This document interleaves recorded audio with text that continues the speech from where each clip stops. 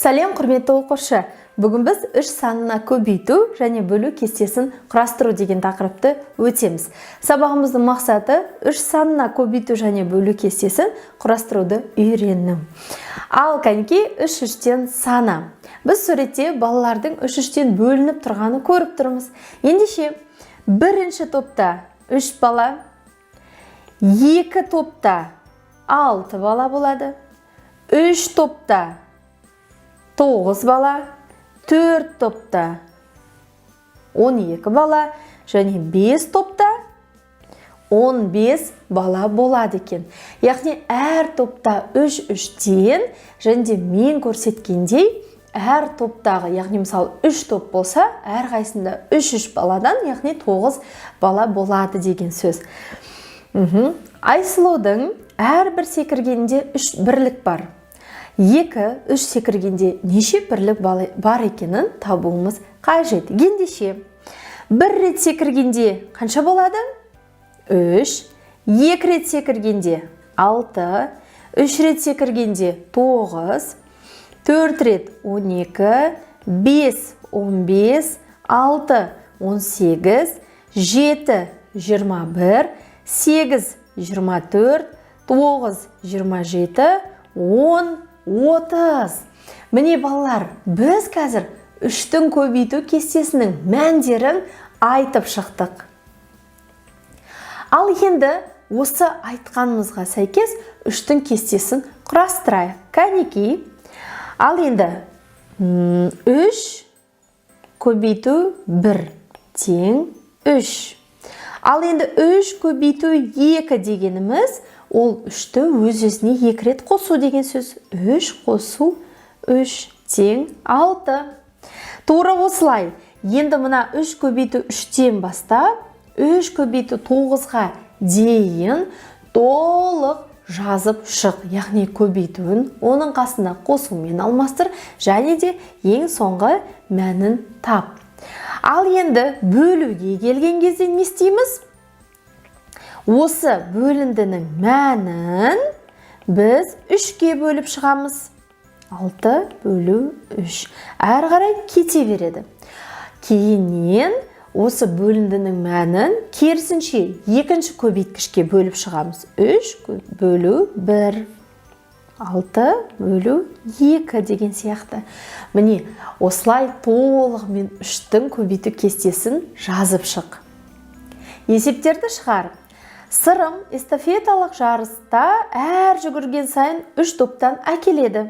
Егер ол 4, 5, 6, 9 рет жүгірсе, онда неше доп әкеледі дейді. Әрине, бұл есепті біз көбейтумен шығарамыз.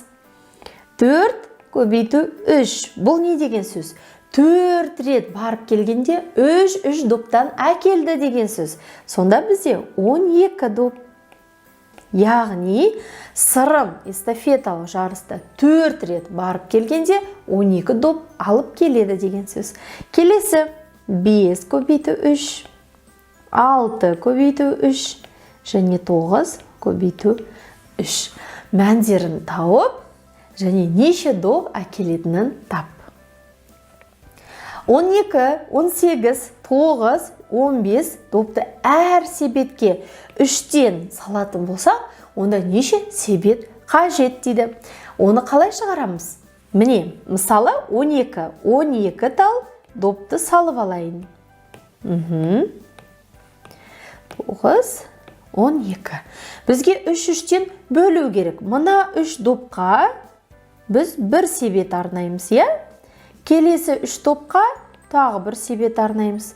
Оған тағы 1 себет және соңғы 3-тікке тағы 1 себет арнаймыз. Сонда 1, 2, 3, 4 себет пайда болды. Ал енді бөлумен алмастырсақ 12 бөлу 3 тең 4 болады.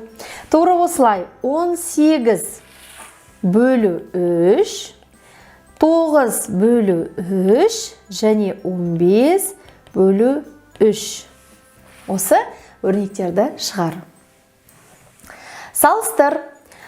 9 бен 3-тің көбейтіндісін 5 бен 3-тің көбейтіндісімен салыстырамыз. Бірден ойланбастан не істейміз? Мына үштері бірдей, тек екінші қосылғыштары әртүрлі. 9-ға көбейткенде көп сан шыға ма, немесе 5-ке көбейткенде ма? Әрине, қайсы үлкен, соған көбейткенде артық шығады. 9 мен 3-тің көбейтіндісі 5 пен 3-тің көбейтіндісінен артық деген сөз. Суреттер бойынша теңдіктер және теңсіздіктер құрастыр дейді. Бірінші суреттегі кіртастарды немесе көкөністерді пайдаланып, екінші суреттегі таразының табақтарын қалай теңестіруге болады дейді. Біздер енді теңдіктер және теңсіздіктер құрастыруымыз керек, иә? Мысалы, енді теңсіздіктерден бастайық. Біздің 40 жапырағымыз 2 килограммнан 3 бар екен, яғни 2-ні 3-ке көбейтіп аламыз. Ал ас қабағымыз 2 килограммнан 2 ғана екен. Осыны салыстырайық. 6 болады, мына жерде 4 болады. Яғни біздің 40 жапырақтар көп екен. Яғни, ал енді теңдік құрастырып көрейік. Мысалы, егер біз бір 40 жапыраққа 1 килограммдық гіртасты қоссақ, және 2 килограммдық ас қабақпен 1 килограммдық гіртасты қоссақ, екеуі бір-біріне тең болады. Яғни теңсіздік дегеніміз ол артық кем деген белгілер қойылған. Ал теңдік дегеніміз ол әрине аты айтып тұр. Екі жағы тең болған жағдайда теңдік болады. Осымен бүгінгі сабақ аяқталды. Келесі сабақта кездескенше.